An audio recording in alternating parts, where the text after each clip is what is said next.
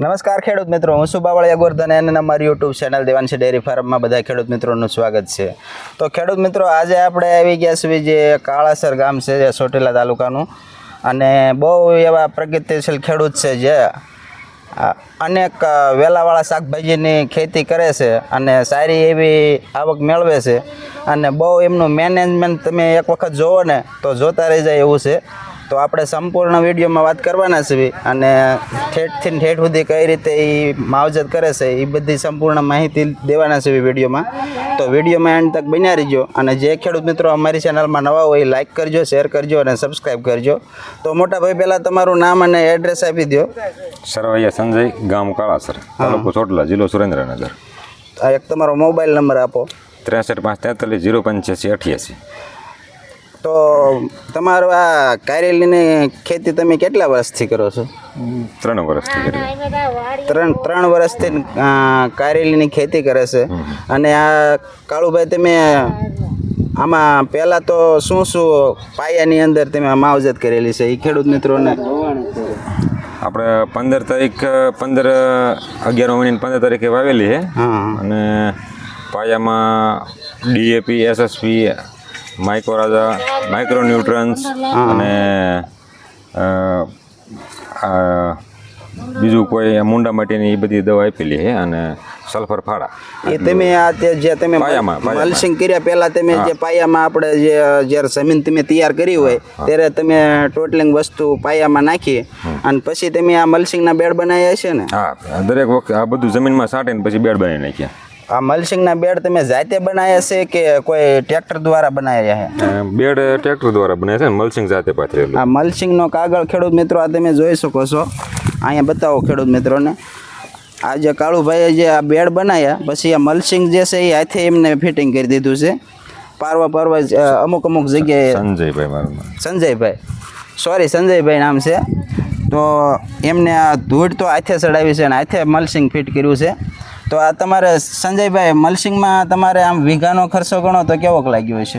વીઘાનો ખર્ચો 5 બાય 5 ફૂટે રાખો, 1 થી 6 અંતર, એટલે 3,500 જેવો આવે.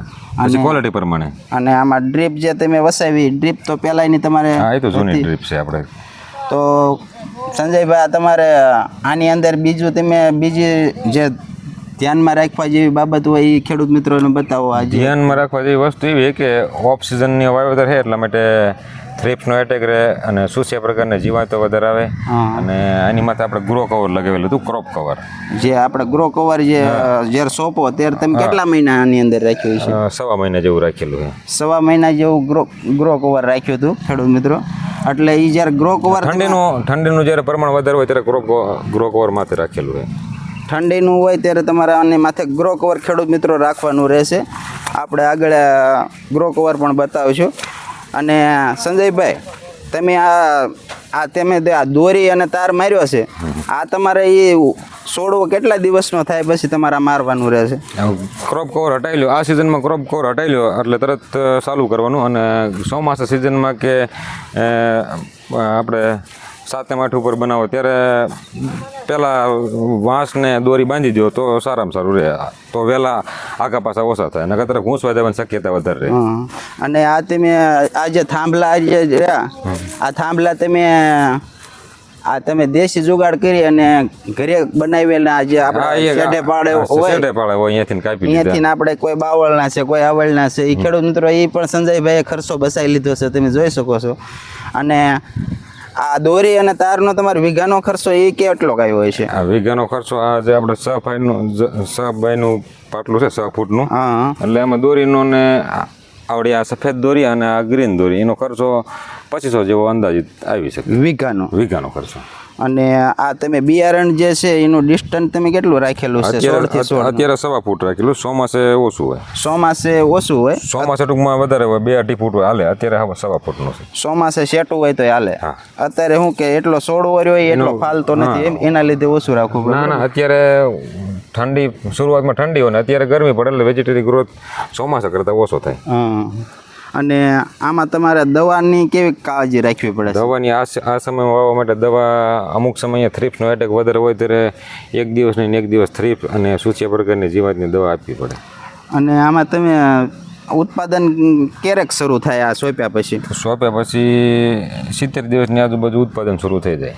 70 દિવસે ઉત્પાદન શરૂ થઈ જાય. અને આ તમે આ વેરાયટી જે કાર્યાલયની છે એ કઈ વેરાયટી તમે પસંદ કરેલી છે? આ છે અત્યારે આ સમયમાં સારામાં સારી હાલતી આ BSFની રેપિડ 128 નંબર. હા હા. તો ખેડૂત મિત્રો આ જે સંજયભાઈએ કીધું એ વેરાયટીનું નામ છે. અને આ તમે અહીંયા ફળ સેટિંગ પણ જોઈ શકો છો. આમાં તમે ઉતારા કેટલાક સંજયભાઈ લીધા? હજી તો ત્રીજો ઉતારો હે. આ ત્રીજો ઉતારો શરૂ થશે ધીમે ધીમે. હજી તો આમ ગણો તો 2 ઉતારા તમે લીધા છે, બરોબર છે ને? તો ખેડૂત મિત્રો આ સંજયભાઈ આમાં ખૂબ એવી જાતે મહેનત કરી. આમાં સંજયભાઈ તમે કેટલા જણા આમાં કામ કરો છો? કામ કરવામાં તો હવે જરૂર પ્રમાણે ટૂંકમાં 2-2.5 વીઘાનું વાવેતર હોય એટલે 2 જણા રેગ્યુલર કામ કરો તો મેનેજમેન્ટ થઈ જાય. હા હા. આમાં જ્યારે આ તમે જે શરૂઆતમાં દોરી અને આ વાંસને જ્યારે ખોડ્યું હોય ત્યારે ટૂંકમાં કોઈ 2-3 જણા જોયું, બાકી તો પછી 1-2 જણા હોય તો મેનેજમેન્ટ થઈ જાય. ઉતરવામાં સારું મેળા છે એટલા માટે ગાય ઉતરી જાય. આમાં તમે આ ડ્રીપ દ્વારા પાણી આપો છો તો આમાં તમારે આમ વખાડામાં પાણી આપવાની જરૂર કાંઈ પડે કે ન પડે? આ ઉનાળામાં જરૂર પડે, અત્યારે જરૂર પડે. એમાં આ જગ્યા છે ને, આ જગ્યામાં અમે રેન પાઇપ મારશું હવે, જેથી કરીને આ જે રહ્યું ને થોડુંક ભીનું પડે ને તો લૂ ઓછી આવે, જમીન ગરમ ઓછી થાય, જમીનમાંથી હીટ ઓછી નીકળે. હીટ ઓછી નીકળે. આમાં રેન પાઇપ મારે એટલે એના તો એમાંથી તો ફુવારા ગોળે થતા હોય, બરોબર. અને આ મલ્ચિંગ વધારે પાણી હોય તો પાઈ દો તો સારામાં સારું આખું પાઈ દો. આ મલ્ચિંગ વિશે જરાક ખેડૂત મિત્રોને બતાવો કે આ મલ્ચિંગના ફાયદા શું શું છે ખેડૂત? મલ્ચિંગમાં પહેલી વસ્તુ તો એવી છે કે ઓછું પાણી હોય એટલે જે ડ્રીપમાં તમારે કાયદેસરનું પાણી જોતું હોય અને મલ્ચિંગ લગાવો તો 50% પાણી ઓછું જોયું છે. બીજા નંબરમાં કે 3.5 વીઘે ખર્ચો મલ્ચિંગ થાય છે અને એ ખર્ચામાં તમારે જે લીંદવાનું જે ખર્ચો રહ્યો ને એ બધો બચી જાય છે અને પાક તો ને તમારું હેલ્ધી રહે. અને બીજા જીવાત જે ડાયરેક્ટલી છોડને સંપર્કમાં આવતી હોય, જમીનમાંથી આવતી હોય, એ 50% જેવી ઓછી થઈ જાય. એટલે મલ્ચિંગના ઘણા બધા ફાયદા છે. ખાલી ખડને ધ્યાનમાં રાખીને નહીં પણ બીજા ઘણા બધા ફાયદા મલ્ચિંગના. એની સિવાયના ઘણા બધા ફાયદા છે. અને બીજા નંબરમાં છે અમુક નાનું ખડ હોય તો આપણે વારી ઘણી લીંદવી નહીં, કોઈ અમુક સમયે ન લીંદાણું તો એમાં પાકને ઘણું બધું નુકસાન આવે. અને આ તમારો પહેલથી છોડવો રહ્યો એ સ્વસ્થ રહે છોડવો. તમારો ખેડૂતો મલ્ચિંગથી બીવે છે તો આ ઘણા ખેડૂત મિત્રો આ નવું મલ્ચિંગ કરવાના કોઈ દી કર્યું ન હોય તો કરવામાં ઘણા બધા ખેડૂત આમ પાછા પડતા હોય છે કે આમાં કેટલો ખર્ચો લાગે. ખર્ચો જે મેં તમને વાત કરીને કે લીંદવાનો ખર્ચો આવે ને એટલો મલ્ચિંગનો ખર્ચો નથી આવતો. અને બીજાનું બીવાનું કારણ એ છે કે અમુકને પૂરી માહિતી ન હોવાના કારણે ખેડૂતો ઉનાળામાં મલ્ચિંગ કરે છે, જે ફૂલ ગરમીની અંદર. ત્યારે મલ્ચિંગમાં જ્યાં હોલ રહ્યો અહીંયાથી હીટ નીકળે, અહીંયાથી છોડવો ડેમેજ થાય. તો મલ્ચિંગ શિયાળો અને ચોમાસું આ 2 સિઝનમાં જ મલ્ચિંગ કરવાનું. ઉનાળે ફૂલ ગરમીની અંદર મલ્ચિંગ ન કરવાનું. ઉનાળે કોઈ ખેડૂત મિત્રોને કદાચ કંઈક આવું તો ખેડૂત મિત્રો આ જે આપણે જે મલ્ચિંગ વિશે વાત કરતા એનો ઘણા બધા ફાયદા છે. સંજયભાઈ તમારો એક મોબાઈલ નંબર ફેરથી આપી દો. કોઈ ખેડૂત મિત્રોને આની કોઈ બિયારણ છે, કોઈ દવા છે, મલ્ચિંગ વિશે કોઈ ખેડૂત મિત્રોને જાણકારી લેવી હોય તો લઈ શકે. એક વખત મોબાઈલ નંબર આપી દો. 63 543 085 88. આ સંજયભાઈનો નંબર છે. તો ખેડૂત મિત્રો કોઈ પણ ખેડૂત મિત્રોને માહિતી જોઈતી હોય તો પ્રગતિશીલ છે. અને તમે આમને સંજયભાઈએ લગભગ 2018થી શરૂ કર્યું ને આ ખેતીનું? આ 2018થી એમને શરૂઆત કરી છે અને અત્યારે એ સફળ થઈ ગયા છે.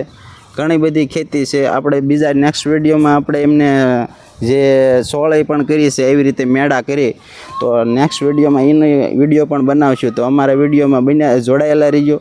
અને અમને જે આજ સુધી અમારી ચેનલને જે સપોર્ટ કર્યો છે આવો નવો સપોર્ટ દેખાડતા રહીજો. લાઇક, શેર, સબસ્ક્રાઈબ કરી અને ફરી આવા નવા વિડીયોમાં મળીશું. ત્યાં સુધી લઈશું રજા. જય જવાન, જય કિસાન.